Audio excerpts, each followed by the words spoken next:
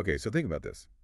If you're like, well, most of us, when someone accuses you of something or challenges you, criticizes you, maybe it's at work, maybe it's personal, what's your first instinct? To defend yourself.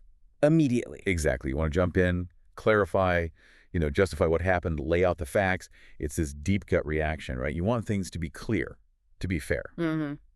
And according to the source material we're digging into today, which is fascinating and frankly pretty brutal, that very instinct, it's a huge strategic mistake. Yeah, we're looking at a set of ideas distilled into this philosophy. Defend nothing, control everything, power dynamics. It's stark stuff, very Machiavellian, you might say. Right. And our mission here isn't really to, agree or disagree with the morality of it. It's to understand the argument. Why does this view see defending yourself as fundamentally a sign of weakness? And what tactics does it push instead? We're trying to see things through this lens of just pure cold control. It definitely operates outside normal ideas of fairness or emotion. Completely. It's presented as a toolkit for influence. The core idea. If you're reacting, you're already losing ground. Okay, let's unpack this then, because this feels like the central paradox. Most of us think, the truth will win out, state the facts, you win. So why does defend nothing, say, trying to defend yourself, is such a critical error? Well, the source argues it's because defense immediately makes you commit two big strategic errors.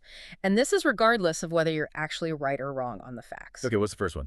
The first is psychological. Defending signals weakness because it's fundamentally reactive.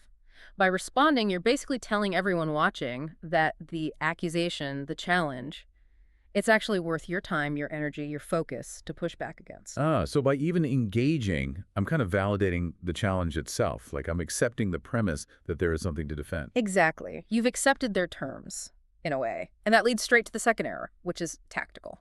You completely give up control of the narrative. How so? When you start defending, you're forced to play on their field.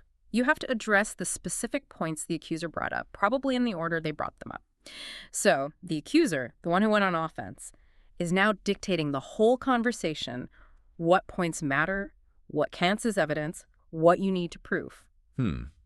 That's a really significant power shift, isn't it? Yeah. It's not just about what we're arguing about, but the whole structure of the argument. Right. Like Yeah. if someone makes me spend the next 5 minutes explaining some tiny detail from 3 months ago, they've basically hijacked the meeting, even if that detail is irrelevant now. Precisely. And they might not even care if the accusation is true. Their goal might have just been to get a reaction, to throw you off balance.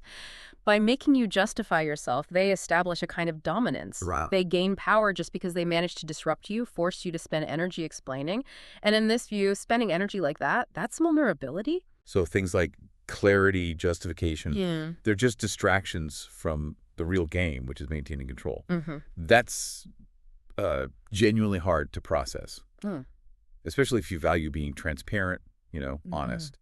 It feels like this approach means sometimes you have to accept maybe a temporary misunderstanding or even a lie for the sake of a longer-term strategic position. It definitely requires a big shift in your priorities. If your main goal is to be seen as authoritative, as untouchable, then the source says you have to prioritize controlling the interaction itself more than satisfying that need for immediate clarity. Okay. So once you accept that defense is off the table, then the question becomes, well, what do you do? What's the better strategic move? Right. That's the pivot point. Yeah. If I am challenged, and I'm not going to defend, what's the playbook say? What are the specific non-defensive actions? This is where it gets really interesting, I think, because the tactics feel so counterintuitive. Yeah, they do. The defend nothing source lays out 3 main methods. They're designed not just to absorb attacks, but actually to kind of weaponize the attacker's own energy against them. Okay, give us the breakdown. What are the 3 tactics? Right. Number 1 is strategic silence. Okay. This means just refusing to engage directly with the accusation. Doesn't matter how inflammatory it is, doesn't matter if it's factually wrong, you just absorb it. No outward reaction. That must feel incredibly difficult in the moment. Like you'd want to scream, right, biting your tongue until it bleeds. What's the strategic point of just being still? It denies the accuser what they're usually looking for, that psychological reward. Think about it. Someone launches an attack, they expect a reaction. They want to see frustration, defensiveness, justification. Yeah, that's their payoff. Exactly. That reaction is their dopamine hit, you could say. When they get met with just silence, calm, that expected energy bounce just doesn't happen. It kind of leaves the attacker hanging there, frustrated, maybe confused, looking for friction that isn't there. So the silence itself becomes the response. It speaks volumes, in a way. Precisely. Now, if you do have to speak or choose to speak, you move straight to the second tactic, deflection. This is about skillfully pivoting the conversation away from the specific attack point. You steer it towards a topic you choose, or maybe, cleverly, back towards the accuser's own motives, or maybe some broader, unrelated issue. It's like verbal judo. Let's get concrete here. So say I'm accused of missing a deadline because I was supposedly disorganized. What's a deflective move instead of defending? Okay, so instead of saying, no, I wasn't disorganized, the project scope changed halfway through, which is a defense, right? Like you might pivot completely. You might say something like, what's interesting here is this focus on short-term deadlines when we look back at the overall strategic goals we set for the quarter. Are we absolutely sure we're prioritizing the big picture right now? See.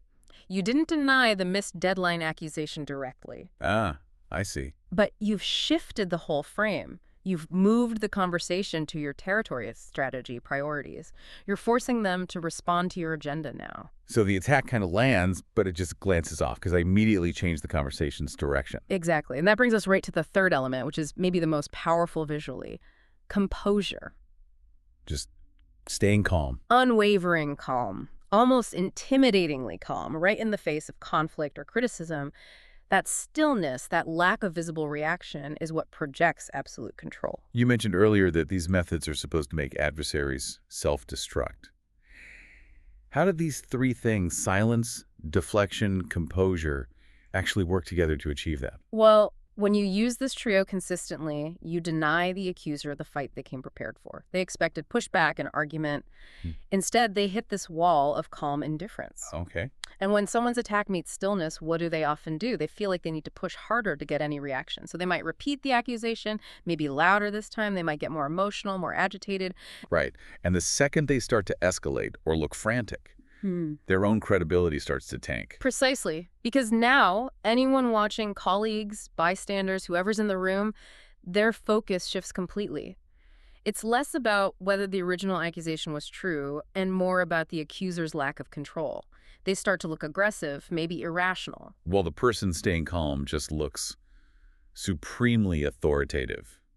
In command. Exactly. The one who loses their cool loses the influence. It starves the accuser of the validation they crave and forces their energy kind of inward, making them overextend and undermine themselves. It really illuminates the psychology. Control wins the day, even if you sacrifice immediate clarity. That's the argument. Control wins. Okay, so this brings us to the ultimate goal then. If we're deploying these defend-nothing tactics, what's the end state? What kind of power or authority are we actually trying to build? The source is pretty explicit. The goal is to assert what it calls untouchable authority. Untouchable authority. Yeah. Authority that doesn't need to justify itself. The idea is if you're truly high status, truly powerful, you don't waste your precious energy explaining yourself to every single critic or challenger. Right.